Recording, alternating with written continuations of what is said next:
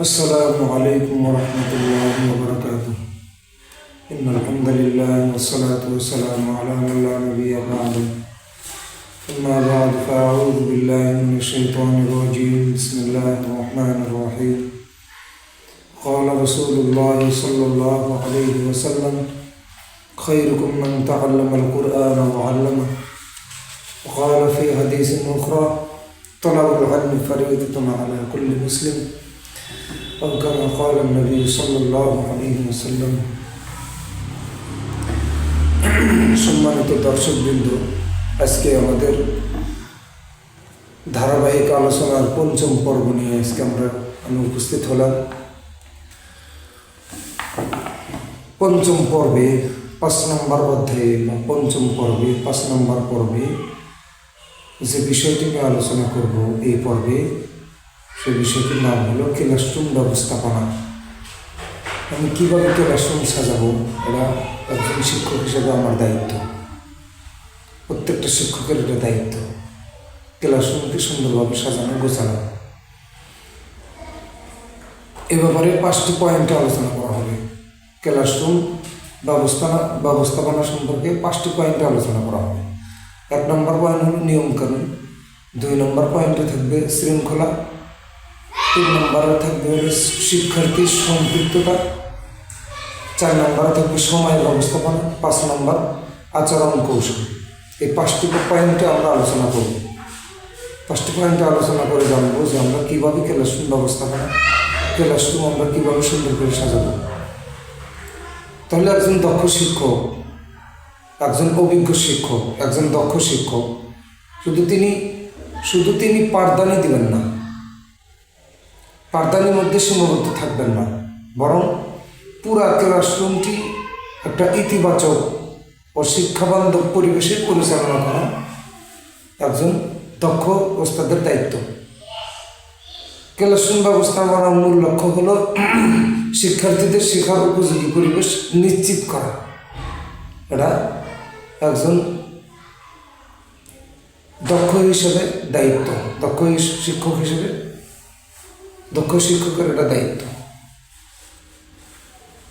1 নম্বর বিষয় যেটা হলো নিয়ম কানুন নির্ধারণ করা এবং এই প্রসঙ্গে আলোচনা।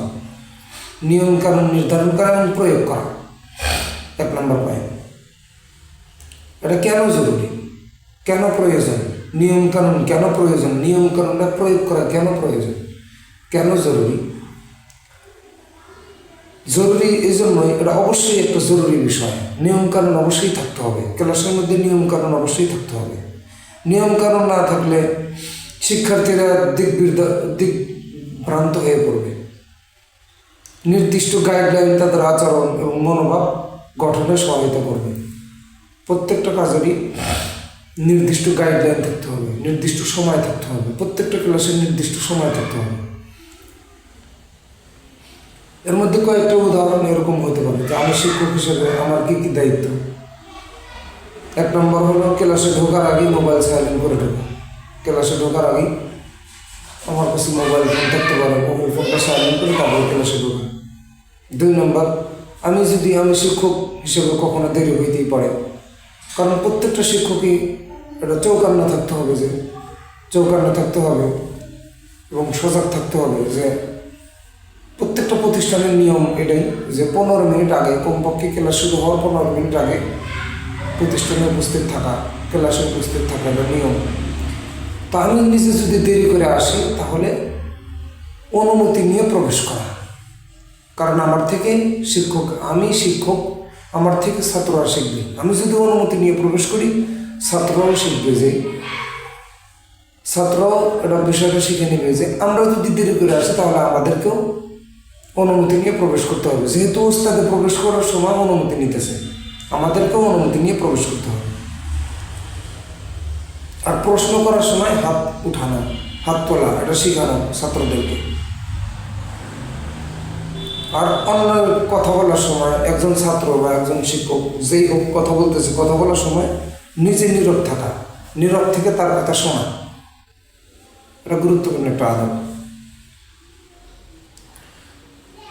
এক্ষেত্রে কিছু টিপস, কিছু পরামর্শ হলো যে ক্লাসের শুরুতেই ক্লাস শুরু হওয়ার আগেই ক্লাসরুমের কিছু নিয়ম কানুন বোর্ডে ঝুলিয়ে রাখা, বোর্ডে লিখে ঝুলিয়ে রাখা।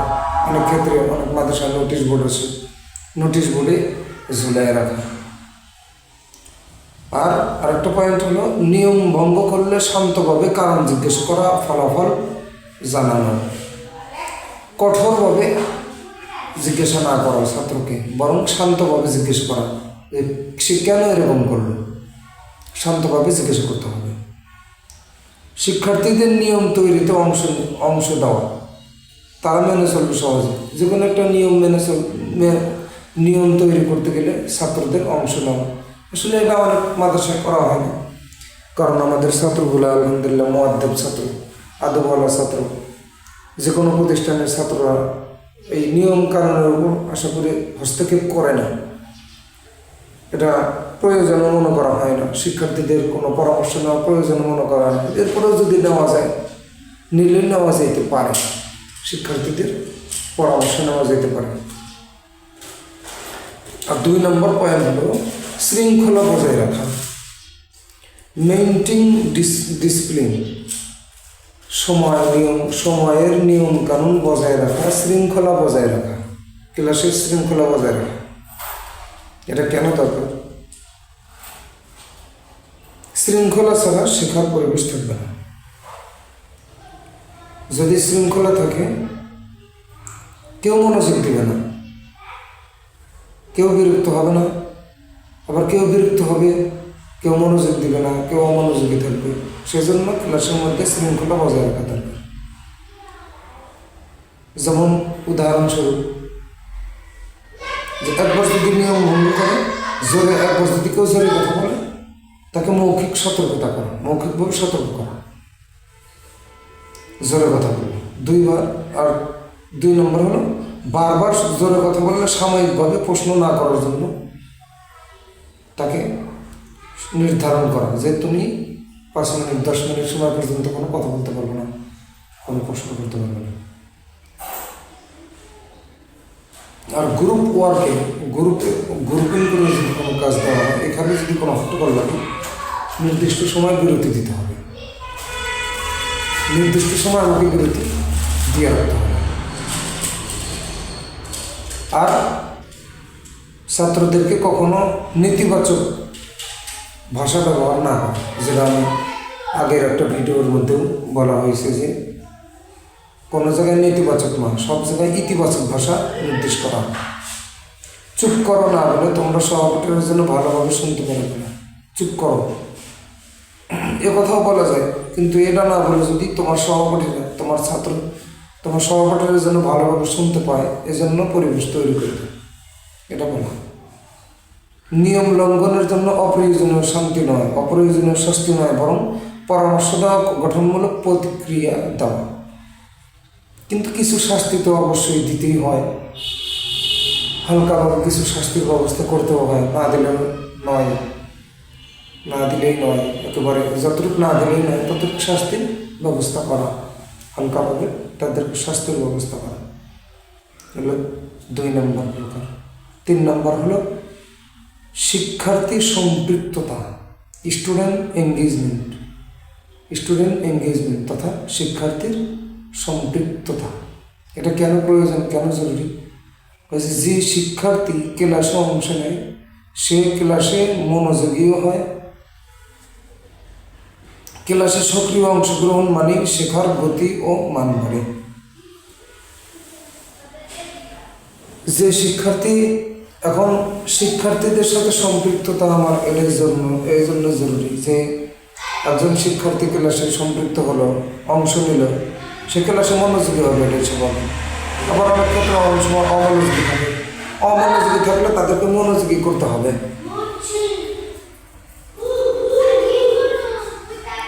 আবার উদাহরণস্বরূপ কিছু প্রশ্ন করার সুযোগ দেওয়া, ছাত্রদেরকে কিছু প্রশ্ন করার সুযোগ দেওয়া, যেমন তুমি কি ভাবছো এই মুহূর্তে, তুমি এই সবকটা নিয়ে তুমি কি ভাবতেছ, সে কি ভাবনা চিন্তা, তার ভাবনাটা তার কাছ থেকে জানা।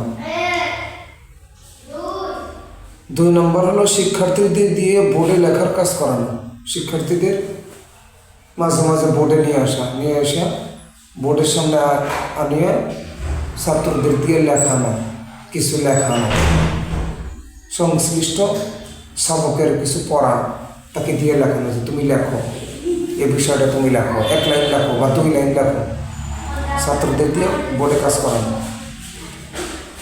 আর একটা হলো যে ছোটো ছোটো গ্রুপ কাজ করা, ছোটো ছোটো গ্রুপ বানায় তাকে গ্রুপে কিছু কাজ দেওয়া। আর একটা বিষয় হলো, আর একটা পয়েন্ট হলো, একজনের উত্তরের উপর আর একজনের প্রতিক্রিয়া জানতে চাওয়া। একজন উত্তর দিল, একটা প্রশ্ন করা হয়েছিল, নির্দিষ্ট প্রশ্নের একজন ছাত্র সঠিক উত্তর দিছে, একজন শিক্ষার্থী সঠিক উত্তর দিছে, আর একজনের কাছে ওই প্রশ্নের সম্পর্কে প্রতিক্রিয়া জানতে চাওয়া। সে তার প্রতিক্রিয়া কী, তার মন্তব্য কী, তার মন্তব্য জানতে চাওয়া।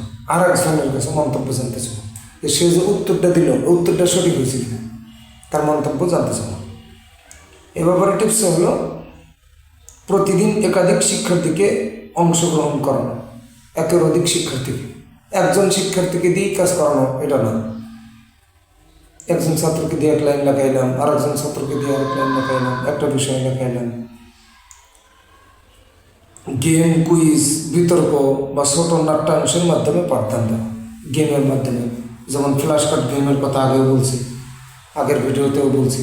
ফ্ল্যাশ কার্ড গেম, এই গেমের কথা বলা, গেমের মাধ্যমে শেখানো। আবার অনেক ছাত্র হয়তো বা চুপ থাকে, ক্লাসে কোনো কথা বলে না, কোনো পড়াও বলে না, কোনো সবক দেয় না। এদেরকে নাম ধরে তাদেরকে প্রশ্ন করা, নাম ধরে প্রশ্ন করা, কিন্তু ফ্রেন্ডলিভাবে, বন্ধুত্বপূর্ণ আচরণের মাধ্যমে তার কাছে তার নাম ধরে প্রশ্ন করা। সেজন্য আবার ভয় না পেয়ে যায়, সেজন্য আবার আতঙ্ক না হয়, এবং বন্ধুত্বপূর্ণ আচরণের মাধ্যমে তার কাছ থেকে প্রশ্ন জানতে চাও। আর 4 নম্বর হলো সময় ব্যবস্থাপনা, টাইম ম্যানেজমেন্ট। সময় ব্যবস্থাপনাটা অবশ্যই একটা জরুরি বিষয়। যেমন আগের ভিডিওতেও আমরা বলছি যে ক্লাস রুটিনে সময় নির্ধারণ করা, ক্লাস রুটিন তৈরি করা, কোনো একটা ক্লাসের জন্য সময় নির্ধারণ করা।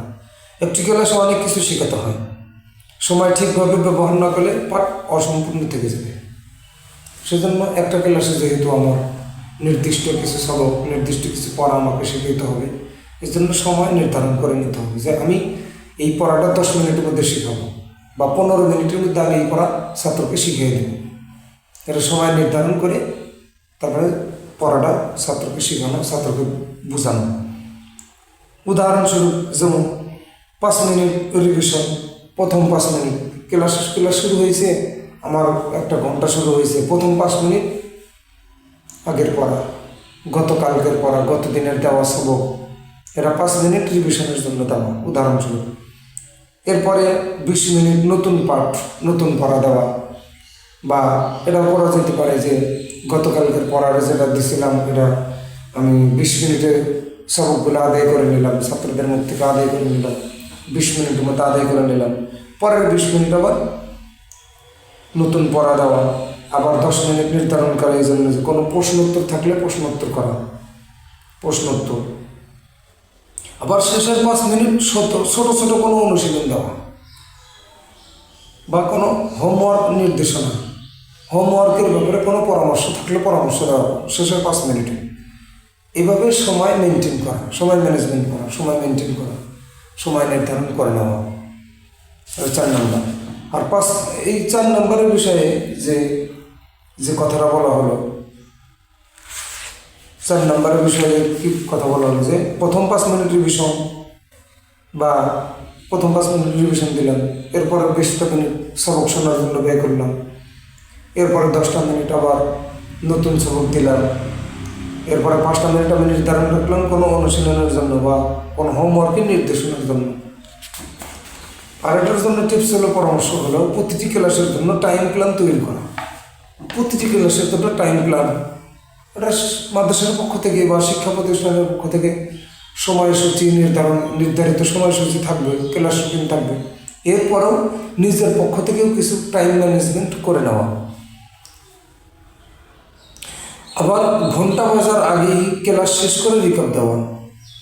ঘন্টা বাজবে, আমার জানা আছে যে কথার কথা, উদাহরণস্বরূপ 10:40 থেকে 11:20 পর্যন্ত, 10:40 থেকে 11:20 পর্যন্ত আমার একটা ক্লাস।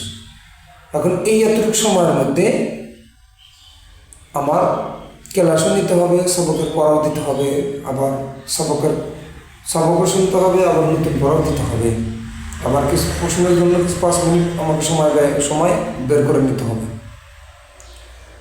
সময় অপচয় বন্ধ করার জন্য ক্লাস শুরুতেই সতর্কতা দেওয়া, যাতে করে আজকে দেখে এমন হতে পারে যে আজকে দেখেই বুঝে যেতেছে যে ক্লাসে কিছু সময় অপচয় হবে, কিন্তু সাথে সাথেই ছাত্রদেরকে সতর্ক দিতে হবে। কোনো সতর্কতামূলক কোনো আওয়াজ দিয়ে ছাত্রদেরকে সময়ের মধ্যে নিয়ে আসতে হবে, নিয়মের মধ্যে নিয়ে আসতে হবে।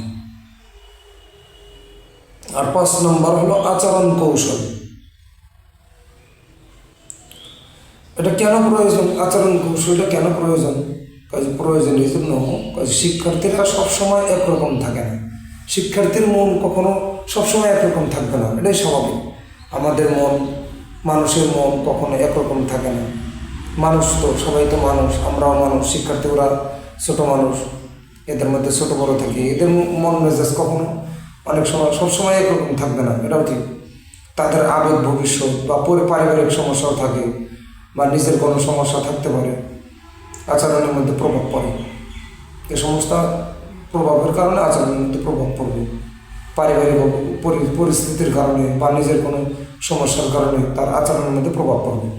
তাই শিক্ষকের আচরণ দক্ষতা থাকা আবশ্যক। প্রত্যেকটা শিক্ষকের ছাত্রের আচরণ দক্ষতা থাকতে হবে, আচরণ বুঝতে হবে যে ছাত্রের কী অবস্থা আজকে। আর এই কৌশল হলো সহানুভূতিশীল শোনা। 1 নম্বর, যেমন শিক্ষার্থীর সমস্যা শোনা, উপহাস নয়, উপহাসের ছলে নয়, বরং রিয়েলি বাস্তবিকেই খুব ভালোভাবে মনোযোগ দিয়ে শিক্ষার্থীকে কাছে ডেকে নিয়ে এসে তার সমস্যার কথা শোনা। আসলে তার সমস্যা কি, পারিবারিক সমস্যা নাকি তার নিজের কোনো সমস্যা, যে সমস্যার কারণে আসলে সবকটা শিখতে পারেনি, এই সমস্যার কথা শুনতে হবে। এটা এক্ষেত্রে আবার উপহাস করা যাবে না, কারণ মানুষ হিসেবে কারো না কারো সমস্যা থাকতেই পারে। আর নম্রতা বজায় রাখা, নিজের মধ্যে নম্রতা বজায় রাখা, কোনো কঠোরতা না, রেগে না গিয়ে দৃঢ়ভাবে সমস্যার সমাধান করা। একজন সমস্যা করে ফেলছে বা একজন ছাত্রের মধ্যে একটা সমস্যা হয়েছে, দৃঢ়ভাবে ওই সমস্যার সমাধান করতে হবে, ধৈর্যের সাথে সমস্যার সমাধান করতে হবে। আর নেতিবাচক আচরণ এড়ানো, নেতিবাচক আচরণ কখনোই করা যাবে না। যেমন এই কথাটা বারবার আসতেছে, আগের ভিডিওর মধ্যেও আসছে, এখন আসতেছে, বা কয়েক মিনিট আগেও বলা হয়েছে যে নেতিবাচক আচরণ এড়িয়ে চলা। ইতিবাচক আচরণ সবসময় ছাত্রদের সাথে করতে হবে। শিক্ষার্থীর আত্মসম্মানে আঘাত না দেওয়া। প্রত্যেকটা মানুষের একটা আত্মসম্মান আছে, আত্মসম্মান বোধ আছে, প্রত্যেকটা মানুষের। একজন শিক্ষার্থীর আত্মসম্মান বোধ আছে, তাকে আঘাত না দিয়ে কথা বলা, আঘাত দিয়ে কথা না বলা, বা তাকে কোনোভাবে লজ্জিত না করা, কোনো একটা বিষয় নিয়ে লজ্জিত করা, এটা যেন আমার দ্বারা না হয়। স্মার্ট প্রতিক্রিয়া, শিক্ষার্থীর মনোযোগ না দিলে হঠাৎ করে তার নাম নিয়ে কোনো প্রশ্ন করা। একজন শিক্ষার্থী দেখা যাইতেছে ক্লাসের মধ্যে অমনোযোগী, তো তার নাম নিয়ে তাকে নাম ধরে ডেকে কোনো প্রশ্ন তাকে করা। তো এ ব্যাপারে উদাহরণ হলো, একজন শিক্ষার্থী বারবার দেরি করতেছে, কয়েকদিন হলে দেখা যাইতেছে 4-5 দিন বা 7 দিন, 1 সপ্তাহ যাবৎ, 1 সপ্তাহ নাগাদ বা 10-12 দিন যাবৎ দেখা যাইতেছে বারবার দেরি করে আসতেছে ক্লাসে। সময় শুরু হওয়ার পরে আসতেছে, ক্লাস শুরু হওয়ার পরে আসতেছে। তাকে পুরা ক্লাসের সামনে কিছু না বলে আলাদাভাবে জিজ্ঞেস করা যে তার কোনো সমস্যা আছে না। কিন্তু আমরা যেটা করে থাকি, আমাদের আসলে এক্ষেত্রে একটা কমন ভুল হয়ে থাকে যে একজন শিক্ষার্থী দেরি করে আসলে তাকে আমরা লজ্জিত করি, তাকে আমরা লজ্জা দিই। এটা না করা, এটা আমাদের একটা কমন ভুল। একজন শিক্ষার্থী তার কোনো সমস্যার কারণে হয়তো দেরি করে আসতেই পারে, তো তাকে আলাদাভাবে জিজ্ঞাসা করা যে তার কোনো সমস্যা আছে কিনা। এ ব্যাপারে টিপস কিছু পরামর্শ হলো, ভালো আচরণ করলে সঙ্গে সঙ্গে প্রশংসা করা। কোনো একজন ছাত্র ভালো আচরণ করছে, সাথে সাথে তার প্রশংসা করা। আর আমি যে তাকে শাস্তি দিব, কোনো কারণে দেরি করছে, তাকে শাস্তি দেওয়ার আগে তার সমস্যা বুঝতে হবে।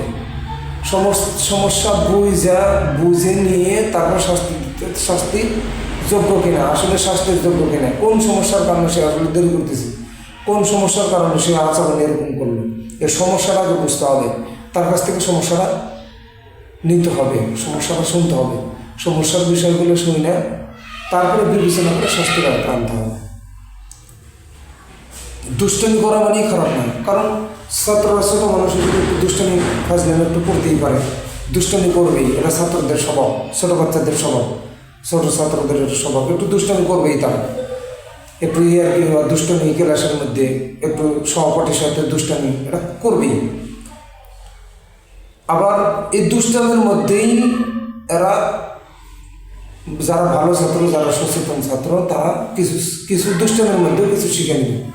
কিন্তু দুষ্টামি করলেই যে এটা দোষামি বিষয় এরকম না, দুষ্টামি করলেই তাকে শাস্তি দেওয়া যাবে না।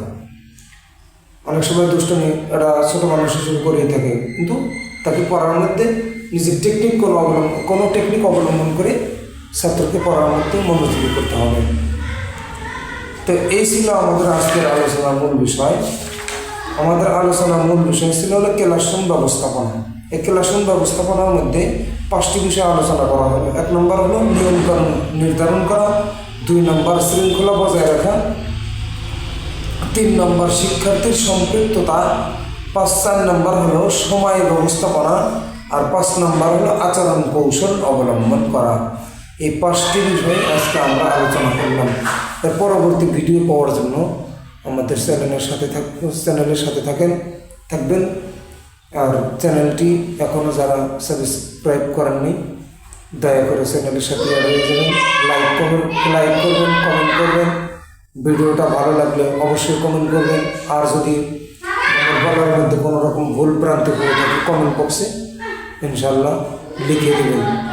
ইনশাল্লাহ আমি সংশোধন করে নেওয়ার চেষ্টা করবো ইনশাল্লাহ। আসসালামু আলাইকুম ওয়া রাহমাতুল্লাহি ওয়া বারাকাতুহু ওয়া আখিরু দাওয়ানা আলহামদুলিল্লাহ।